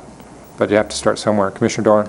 I wouldn't be in favor of a regular second monthly meeting, but if you see the need for a study session or a special meeting, I mean, you're the guy. I mean, you can just call that, and Marilyn sends out one of those fancy computer calendars, and we get as many of us there as we can. What I don't want to have happen, and I don't know, I don't want that if, when Al sends out an email saying, hey, I'd like to do a special meeting, I don't want you all to roll your eyes and go, oh, God, not another meeting. I like this stuff. I believe in this stuff. I think it's stuff that we need to do to try to move it forward. It's certainly my objective to help us move forward and to try to ensure that we stay on topics that are germane to the commission and not director's items. I'm not always successful at that. And so, yeah, I think there are some times in the year we could do it. I would be more supportive of a latitude to have more special meetings than to establish a twice-a-month meeting. And I think we could probably make more progress, and the conversations will probably be good for the group. Commissioner Dorier. Just a general comment. I took some notes, and I appreciate your mid-year update. I appreciate your vision for the next 6 months, and I appreciate your leadership. Thank you. All right. That takes us to the end of new business then, which leads us to a second public comment period. Is there anyone from our remaining public who would like to comment? All right, very good. Commissioner, any notices or commissioner comments? Jason. I just want to let the commission know, next time you see Commissioner Karstens, congratulate him. Tonight he's not with us because he's in Lansing, I assume, accepting the Citizen Planner of the Year Award. So our planning commissioner sits on our board was named the Citizen Planner of the Year. Quite an honor, so next time you see Commissioner Karstens, you may want to congratulate him. Very good, thank you. Commissioner Maxbauer. I have a report from the county board. We have decided, last evening as a matter of fact, on our 2012 budget process. June 15th, department heads receive preliminary budget information. June 29th, department heads submit program list to the administrator. The county administration and planning staff prepares a public input survey and ranking process for our programs and services. During the month of July, July 5th, department heads submit their budget recommendations to the finance department. July 6th, staff will report the recommended public input process at the Public Health and Safety Committee meeting. July 6th, the Also, the Board of Commissioners are given a ranking prioritization matrix, and we will be ranking and prioritizing our programs and services.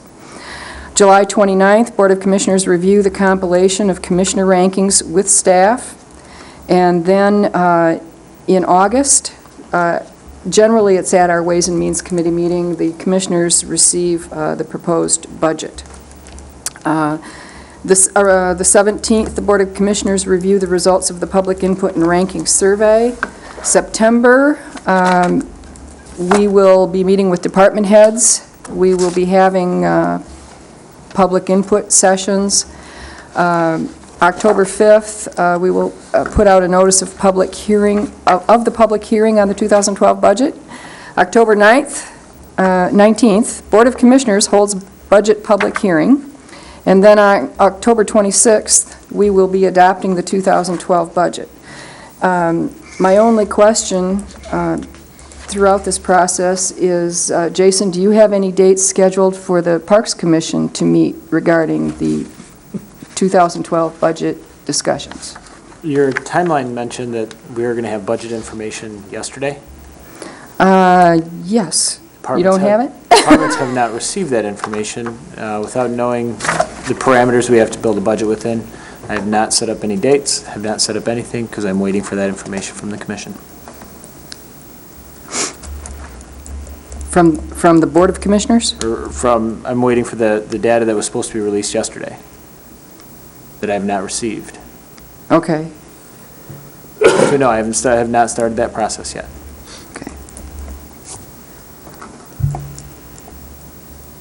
All right, anything else?